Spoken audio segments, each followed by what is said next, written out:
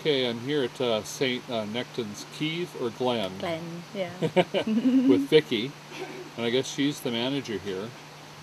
And we'd like to know about, since you live here, and you said you're not Cornish yourself, but you know a lot of Cornish people. And would you like to tell us all about how the individual, we know that UK is made up of individual nations, and they were separate culturally with separate belief systems and racial everything. How are the Cornish people being treated now in the UK?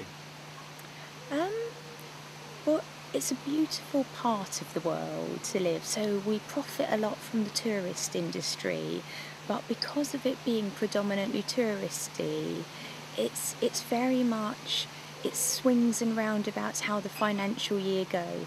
In the summer we're really, really busy, we make all our money for the year.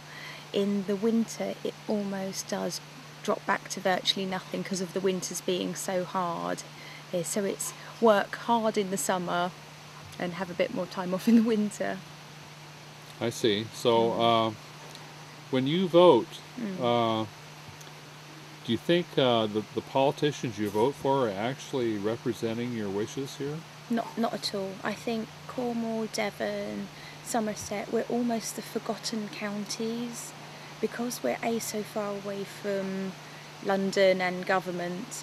It's that they kind of let us just get on with our own thing, and it's very, very few policies that are said from central government actually come to fruition down here.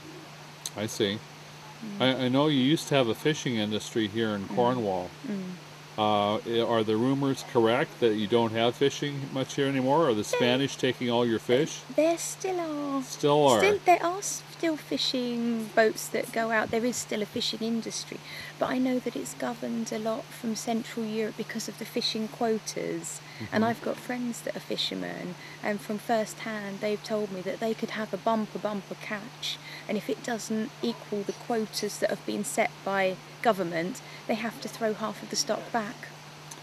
Well, that doesn't make sense from an ecological viewpoint at all. Of course not. And it's basically because some bureaucrat in Brussels or wherever they're holding their meeting, there's two places. I don't know what they're trying to do. I mean, that's crazy to throw half the catch back. And when you think it's the pollution, it's the wastage, and it all comes down to sort of number crunching and bureaucracy, where that could be taken, be sold to families that were sort of on the bread line. It doesn't make sense. It doesn't make sense. Okay, so if you complain about it, do any of the politicians that represent this area, do they do anything at all about it? Nothing would be done because it would be passed on that it was set by, or it was set a figure higher than themselves, i.e. central government, i.e. Brussels, i.e. the European Union. So it wouldn't make any difference. Well, who does most of the fishing here? Is it the Spanish still, or? I don't think so. I believe that they have their own lines that they have to keep within, their own waters as such. But it's a difficult one because when you've got to throw half of your stock back, whoever you are, be it Spanish, be it French, be it Cornish, be it anything, it can't be a system that works. I noticed I went down to Boscastle Harbour yesterday, and there looks like one boat there. It might be a commercial fishing boat. Does this boat ever get to go out? I think it does, but I think because of the touristy nature of the area, what they do is, cash in on that by taking tourists out private line fishing. I see. So what you lose in one from the actual fishing with proper nets, as if it was a fishing industry, you can get back a bit of money by going off the tourist industry and doing great. Private tours. Yeah, it's such a beautiful area here and so much wonderful energy here. I'm wondering how many actual Cornish people are there here in this country? Well, I mean, it still is predominantly Cornish down here. However, there are a lot of people that have moved in. Myself being one of them, Right. But we've been down here for nearly 8 years. My children go to Cornish school. My youngest daughter was born here, so is technically registered as Cornish. So Yeah. Yeah, when you listen to the BBC, do they accurately portray what's happening in your part of the world at all? I don't think they hardly portray it at all. If Oh, something major or something dreadful happens, then yeah. it might get touched upon. But really, we're the forgotten corner of the world, or Well, the you country. you did get some attention when Boscastle almost got swept Mm. away Yeah. with a flash flood. Mm. Uh, I noticed that I've been here 10 years ago or Mm. so. I noticed most everything's been rebuilt, Yeah. which is good. Yeah. I'd be ashamed to have this, destroyed. Yeah. But after that, did the government get any grants to people here? Or I would imagine that they did. I can't imagine that they didn't. But I yeah, know there was a lot of local fundraising, a lot of Friends of the Harbour group, private events to make the village back to hmm what it was and what it has now become. Okay, so you have a lot of abandoned tin mines here, Mm. and those buildings that had Mm. pumps in them, or I don't know Yeah. what they had. Yeah. Okay, does any of that go on anymore? As far as I know, there's maybe one or two working tin mines further down into Cornwall, but not hmm not as far. They've been sort of commercially let out for tourist groups, for features. I think the National Trust might have even bought some as well. Okay, I noticed that here, like there is in the United States, a Mm. lot of the things that we buy in stores are manufactured in China. They're manufactured outside Mm. of the country. Mm. Is that the same here in your part of the world? Yeah, I mean, I think a lot like it is all over the country. A lot of things are sort of bought and shipped in from elsewhere because it's a much cheaper labour force, much cheaper, amenities, utilities, and then brought in. I mean, the only one sort of plus point that we have, a lot, again, it comes back to the tourist industry, Yes. that they like the handmade in Cornwall by local Cornish artists. So Okay, are there many artists here, yeah, yeah. people making things in Yeah, Cornwall? yeah, yeah, lots of artists, lots of crafters. It's mostly Um, craft things. It's nothing mass produced here. I mean, there are, but it predominantly is sort of individuals or smaller establishments working there, yeah. Well, that's one concern of mine. The Mm. things that you use every day aren't Mm. made here. No. Like in the U.S., the Mm. jobs have been exported out of the Yeah. country. Yeah, very much so. And now, since the UK has adopted the Lisbon Treaty, Mm. anybody from Europe can come to the UK and live and work as long as they want. Yeah. Have you noticed any repercussions from this at all? Not repercussions in a negative way. Um, See, I obviously being the manager here, I have to look at employing everybody and what people can bring to the job. And Huh? I would much rather have someone that works, that is happy to pull their weight, regardless of where they've come from. hmm I'm not a believer that jobs should be just kept for the British or the Cornish, hmm because I think we do live in a different world now where, everybody should be valued on their individual merits. Okay. How about if someone comes over here Mm. and maybe sends all the cash they made back to Poland? See, it's a hard one. See, Oh. if they've earned it here legitimately, they've earned it here through hard work. hmm Really, what they do with their money is their decision. I respect their ethics, that they want to look after the family. Yeah. I do respect that. Mm. Okay. Well, that's a lot of what I'm worried Mm. about is jobs for people in Yeah. Cornwall. Are there people in Cornwall here Mm. that like to keep the traditions and like to keep the nationality, or they want to be part of the rest of the country more? I think it swings and roundabouts, isn't it? Obviously, the older generation, they would probably say yes to that they want to keep it hmm individually. But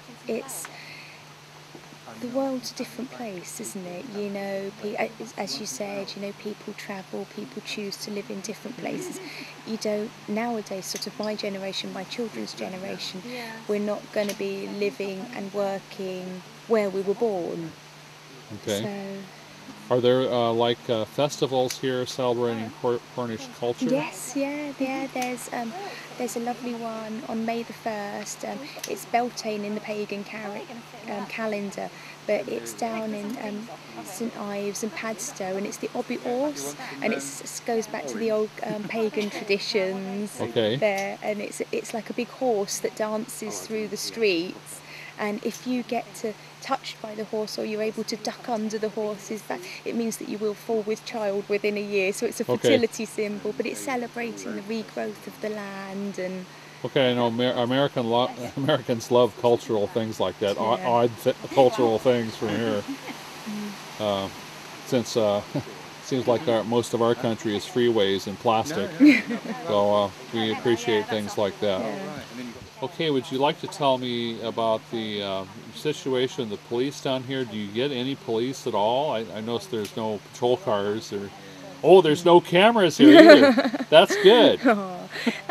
Yeah, I mean, there's a very, very light police presence because obviously it's such a big county and resources are stretched so much.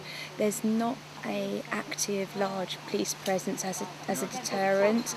I'm sure if we needed to and we needed to phone them, they would be here. Yeah. But as a rule, you know, there isn't the Bobby on the beat, as it were. Do you really need a lot of policing here, or? No.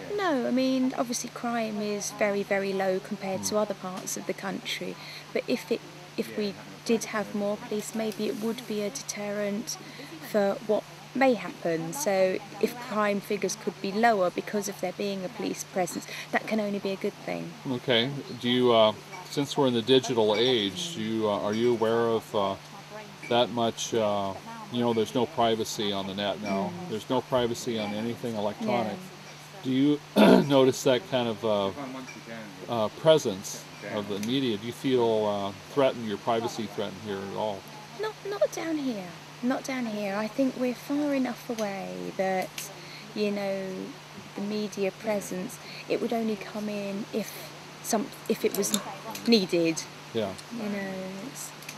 Okay, this beautiful part of the world, and the energy here is just amazing. So I had to come back here. I'm off for 2 weeks, so I thought I could spend all 2 weeks here. Would you like to tell us a little bit about the waterfalls here? Yeah, of course. Well, I say it's a sacred site on a ley line, the Michael and Mary ley line, which is a very prolific ley line. It runs up through Glastonbury Abbey and Glastonbury to us, further down into Cornwall, St Minnick's Theatre, St Michael's Mount. We've got a 70-foot waterfall here with a keeve, which is believed to be the only type in the world. It's a place of real natural healing and spirituality and calm and tranquility. And because we're a spiritual site as opposed to a religious site, you know, we have people from all over the world, every creed, every colour, every belief, every background. And when you go down to the waterfall, there's lots of things tied on the bushes and the trees, all individual wishes and blessings and messages of love, messages to a loved one past. You know, it can be whatever they want it to be. I noticed there must be a couple thousand ribbons and everything else tied to trees down there. I was here over 10 years ago. There seems to be a lot more now. Yeah, I just think it's because we're more popular now. We've got out there on the map, you know. In the busy age that we all live in, it's nice to have somewhere where you can spend peace, tranquility. You know, you don't have to be put into a box, you know. The energies down there, I think, are wonderful. I noticed that when I go down there, humidity raises quite suddenly, and when I take my camera out, it's a great place to get orb shots. Yeah. No, definitely. We're not alone. Even when we're alone here, we're not alone. There's always someone who's watching our back and looking after us and smiling down. And I noticed also this had been a Christian pilgrimage site for hundreds of years. Yeah. You tell us a little bit about that. Yeah, well, I mean, it's been lots of different things over time. You know, at one point it was a Christian monastery, other time it's been privately owned. It's because of the significance and the ley lines and all the energies. We get a lot of people on the pagan pilgrimage as well. So it's it's a lot of different things for a lot of different people, and because we're a spiritual site, not religious, it works really well. Okay, would you like to tell us about some of the stories about King Arthur? I was in Tintagel the other day, and that was supposedly the site of King Arthur's castle, and one of the kings liked that so much he decided to build his castle there. So the Cornish think it was really great. Yeah, no, I mean, obviously it was said that that was the site of sort of where King Arthur was born and lived in his castle. You know, a bit further up there's a place called Bridge, and that was alleged where it was the whole sword in the stone incident happened, you know.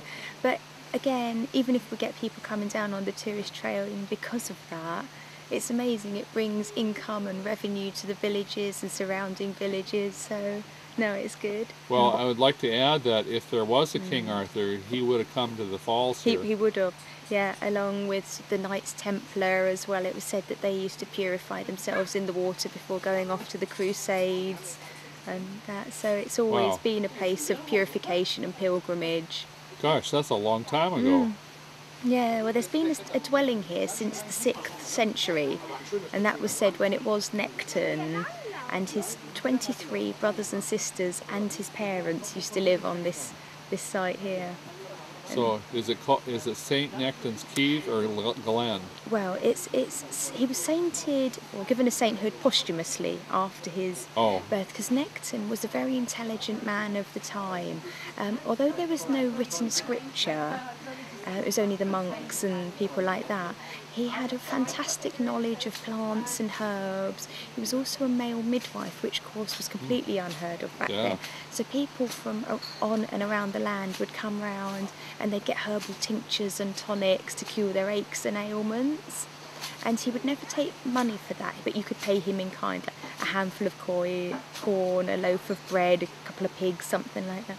And this went on for quite a few years, until the lord of the manor heard that he was quite a handy man to have on side, and so he approached Nectan and his family and said, well, you can live here on this site free of any taxes or tithes for the rest of your days if you become my family's medicine man, for want of a better phrase. So this carried on, and it was all lovely and everyone was living harmoniously. But a few of the other land dwellers then got a bit fed up because they were being taxed and tied up to their eyeballs, and Nectan and his family were sort of having a right old jolly up here. And so what they decided one night, that they were going to get, you know, their own back financially to what they believed he owed them. So one night they all crept up, a big group of the men from the village, and they went up to one of the adjacent fields that was all owned by Nectan, and they decided to take a couple of piglets, and in payment of what they've paid in their taxes and tithes and he hasn't paid in his taxes and tithes. So it was said that Nectan and his brothers and father, they heard all the piglets squeaking and everything, so they all ran out to see what happened. They met the other land dwellers up in the woods, up at the top of the track there, trying to stuff the piglets in a sack. And there was a big hoo-ha and a fight, and obviously it was really quite sort of feral back then, you know, sort of normal rules of engagement didn't apply. And there was a big fight, and in the process Nectan was stabbed and killed. But they cut his head off. And then this is where fact and fiction meets myth and legend. And it's said because of the ley line that we lived on, because of Nectan had, you know, this otherworldly knowledge that he couldn't have accrued through like reading, writing, anything like that. He was sort of a bit of a holier than thou person. It was said that he stood up, picked his head up off the floor, climbed on his horse, rode down the steps that were there at the time, where he lay down in the water under the waterfall. His body was absorbed into the rocks. The river ran red with his blood, and then that's why to this day all the rocks are splattered with red, and it's said to be blood of Nectan. Yeah, wow. Yeah, I saw some reddish looking rocks down there. Also been here, I've seen greenish colored rocks, and through Boscastle there's a white vein of quartz or something running through the slate. I think the green comes from all the copper in here, because obviously we have a lot of copper and tin naturally occurring. And the white is called spar, and we have a lot of natural spar stone, which is similar to quartz. Do you have activities here or ceremonies at the time? Yeah, we do certain things here, you know, maybe on a full moon or things Oh, like that. We can have hand fastings, which are like pagan weddings. And I'm actually applying at the minute for a civil ceremony and licensing so that people can get officially married here, because of course under British law a hand fasting is not recognised by British law, so we can have sort of like normal weddings, we can have civil partnerships, you know, it just well, opens it up to whatever you want to be and whoever you want to love, you're welcome, because you work with nature, you work with goodness. Your first rule that you would ever learn is whatever you give out, you receive 3 times more. So by that theory alone, you would only ever give good out, you yeah. know, so you receive good, you know. Well, I went here and I turned on Michael Stearns on my iPod, and it's definitely, I felt vibrations over my body down there, and this is a great place to communicate and to absorb energy. It's one of the chakras around, Yeah. most powerful chakras around here that I've been to. Well, it's said that if when you lay the chakras out, this is the bear, and it's the throat chakra of the country. Oh, really? So, which when we have a big storm and obviously the water levels rise, the waterfall itself, because of the nature of the shape of it, it does absolutely boom out. You know, so Oh, it could be a lot of truth in that. I noticed there's a hole in that, there's a wall down there, and it looks like somebody knocked a hole in for the water to come out. I don't know the history of that, but who knows? Well, I mean, it's obviously been running since the beginning of time, because it's not a contributory from a river. It's Yeah. actually a natural Oh, spring that is about 6 miles up behind us. uh-huh. So it sort of gains momentum, and obviously if it could tell the stories that it's seen rather than the stories that we've seen of it, you know, it's amazing. I know you have regular opening hours and seasons of the year, things like that. Last time I was here, there was a little museum downstairs, a spring coming out of the wall. I assume that's still there. Yeah, we've got a lovely meditation room now. You must have come on a wet day, because Yeah, it runs on a wet day. I see. Yeah. On a dry day it doesn't run, but yeah, that's just a place of quiet contemplation, you know, have your own thoughts, you can write something in the book, you know, again, tie a ribbon on a tree, light a candle, anything that is personal to you, you're welcome Okay, to well, do great. that. It's been great talking with you and finding out a little more information about this wonderful place. Oh, thank you very much, thank you. All right, bye-bye.